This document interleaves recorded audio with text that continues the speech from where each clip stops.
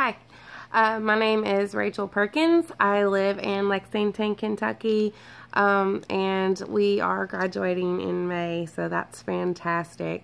Kent has been, it's been so tiresome, but I'm very, very, very thankful for the opportunity to go to school here. It's a really, really great program.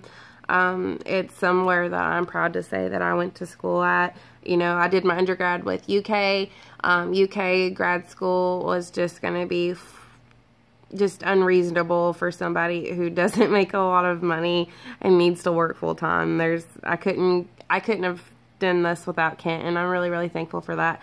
I've learned a lot of things in the past year, both through my practicum and through my classes at Kent. One of my favorite things to have learned was to write grants. I thought that was a fantastic skill to have an understanding about.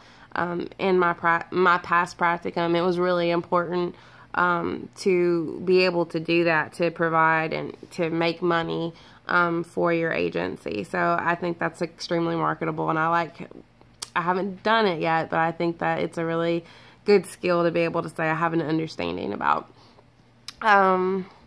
I also think that learning about treatment and therapy was a really great skill. I do my practicum at Key Assets, which is also where I work, but I do more focusing on the clinical work and therapy, group therapy, things like that. So learning it and then being able to see it and even be a part of it at work is really cool, and I really hope to keep doing that in the future with the kids that we work with. So like I said, I do my practicum at Key Assets, and I work at Key Assets.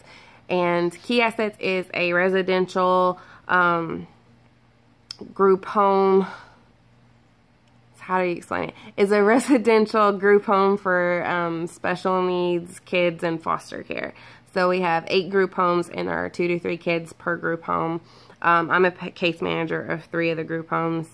And prior to Key Assets, I had no understanding or experience working with special needs kids. I had worked with Sunflower Kids, which was a supervised visitation facility for domestic violence. So I worked with domestic violence survivors and perpetrators. Before that, I worked with I worked in a nursing home for elderly people with dementia. I've also worked at the cabinet, so I've dabbled in a few things. But coming here with Key Assets was something really new to me, and I was just willing to try it, and I just fell head over heels with our kids and this population. One of the things that I decided that I wanted to work on was just the community awareness of autism, and that these kids are not weirdos. I mean, they're not social outcasts. They are people who deserve love and respect just like the rest of us. As a case manager, I take our kids out all the time, and it's just crazy how unwelcome and how people can be just mean to somebody who just can't talk. And I think a lot of that has to do with just lack of education, lack of knowledge about who they are and what they mean, that they're not scary, they're just kids. So one of my things that I would like to do in the long run is to provide more trainings to different emergency, like the police or fire departments and things, because we've had some run-ins where one of our kids have gotten pepper sprayed just because the police and the fire department did not understand his behaviors and were afraid of him. He was 16 and he was running around naked outside, so they decided to pepper spray him. But I think that if they had better understanding of autism and what that means, that they wouldn't have jumped the gun like that, that they would have went about it a different route. So I'd like to be able to get to them and teach them about autism. And also, there's so many places in the community that these kids have to go, including doctors' offices, restaurants, the mall, places like that.